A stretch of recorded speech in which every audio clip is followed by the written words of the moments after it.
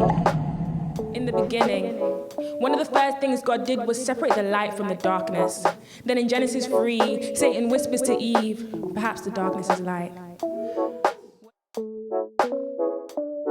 I am a woman whose body was created sacred, but her sanctity was broken, and now her body feels degraded.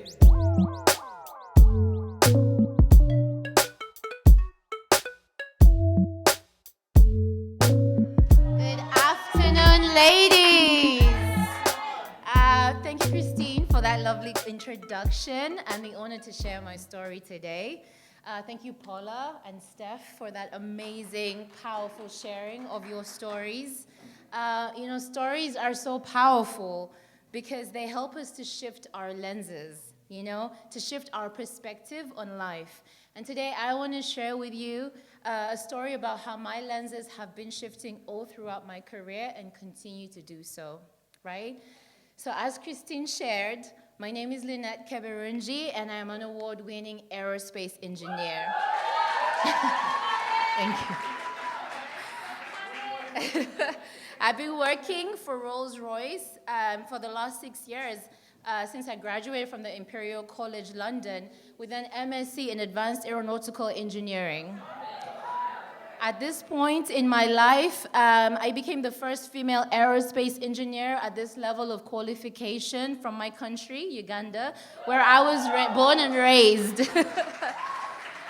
I have really great aspiration to get many more women and empower them to join the field of STEM. And I am also an advocate of diversity and inclusion. And in my short career, I've had the honor of addressing and influencing multiple audiences, from primary school students to executive teams of large corporations. I am passionate about changing the world, guys, and in many various ways. And in order to do so, I have built a powerful professional network of great minds, from government officials in multiple countries to members of the royal family here in the UK, TV and media influencers, change champions in various fields, and so many more, right? My life is a high-speed roller coaster whose twisting tracks seem to be getting progressively frightening and exhilarating at the same time. But at the beginning of this roller coaster journey, as I shared, I was born and raised in Kampala. Shout out to all the East Africans in the house. Any East Africans? Okay, there we go. Okay. I grew up in a 4-bedroom house with over 21 people living there, right? Luckily, we weren't all in the house at the same time, but overall, we each spent a lovely night in one of those beds at some point, right?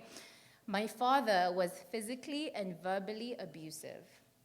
He would, on multiple occasions, say things like, "You're good for nothing, you were prostitutes, you will never amount to anything." And my mom would interject and say the exact opposite to try and counteract the impact of his statement. Where did she learn that from, I would wonder, till I realized that she had learned to do it for herself because of the pain that was in the confine of her own marriage. As a little girl, I took on the role of protector of self and provider of joy to my mom to try and help counteract the negative energy she also received. My experiences began to shift my lenses and shape my life. They shaped my perspective.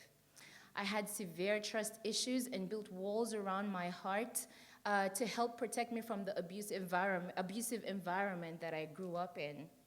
I mastered the art of numbing out. I literally had switches and doors to compartments in my mind, and I learned to control my environment to protect my peace. I escaped through various forms of substance abuse from the age of 13, but also through my work. My work was my gateway ticket out of the hellhole I believed I lived in. I literally founded Kampala's first online magazine and created a lucrative business just so I could not stand to be in my home too long, just because I could not stand it, sorry.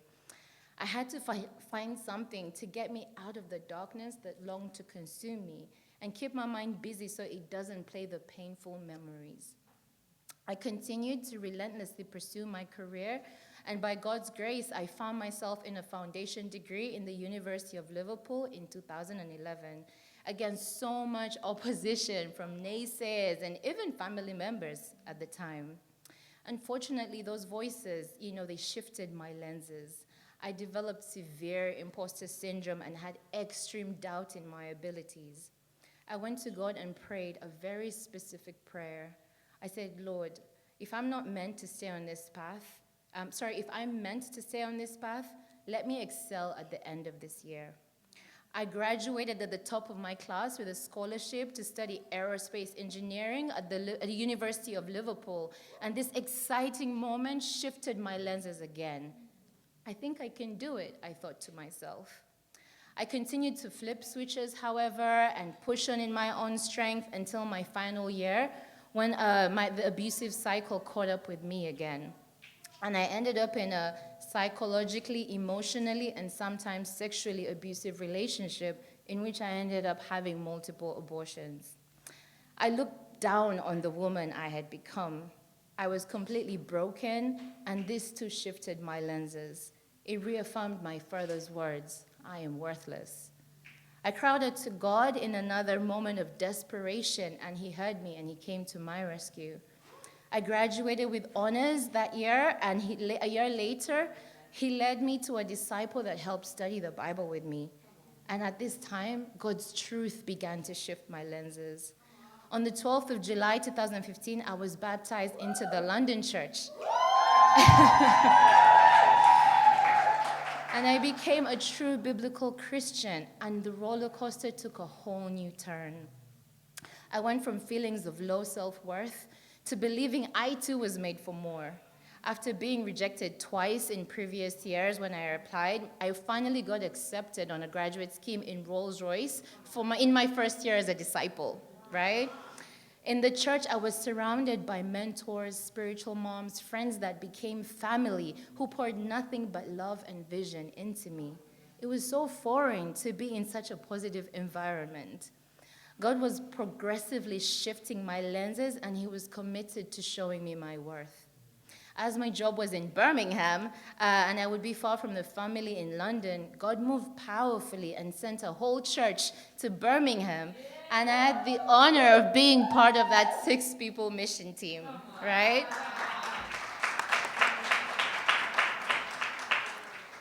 This, for me, was God showing me how far he was willing to go to protect me, that he would send a church out for me. He wanted to correct the roles that were reversed at a young age.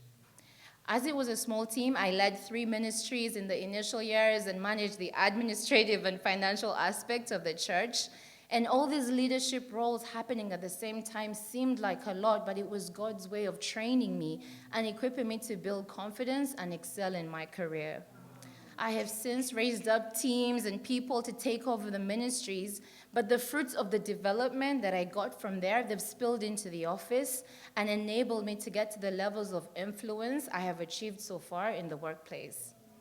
God has created safe places in his kingdom for me to grow and develop so I can have an even greater impact in the world. And now I am passionate about getting as many professional women as I can into God's kingdom so they too can shift their lenses and be equipped to face the varying challenges that we face as women in the workplace. In Luke 8:49-55, the Bible tells a story of a synagogue leader named Jairus, whose daughter was ill and died, but he chose to have faith that Jesus could revive his child. People tried to persuade him and persuade him to give up because they didn't have his perspective, right? They viewed life through different lenses, and Jesus said to him, "Do not be afraid, just believe."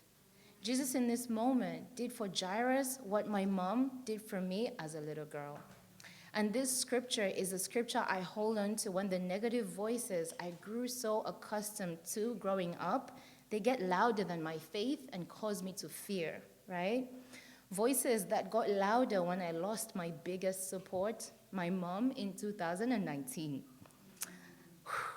At this point, thank you.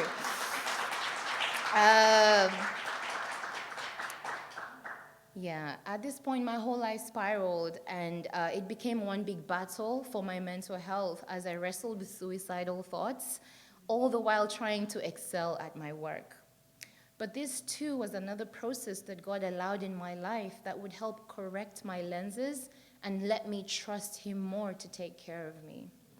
Everything I described at the start, I have achieved only because I made a decision to embrace change and allow God to shift my lenses.